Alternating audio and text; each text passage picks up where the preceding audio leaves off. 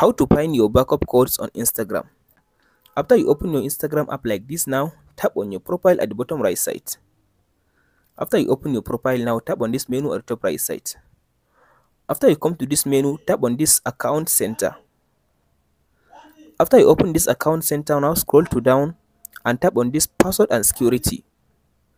After you open this password and security, now tap on this two-factor authentication. So as you can see now, select your Instagram app like this or Instagram account.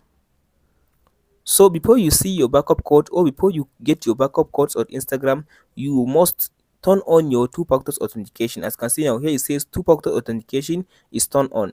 So after you turn on your two-factor authentication, if you come to this section, it will allow you now to see and copy your backup codes. So tap on this additional method button, additional method. So in this section now, tap on this backup codes.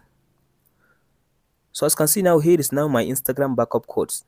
Now you can be able to go and copy your backup codes on your phone or on something and just keep it for your Instagram security. If you want to get new one, tap on this get new codes. It will generate new code for you. That's it guys on how to get backup codes in Instagram. Hope this video helps you out. Don't forget to like, subscribe and share.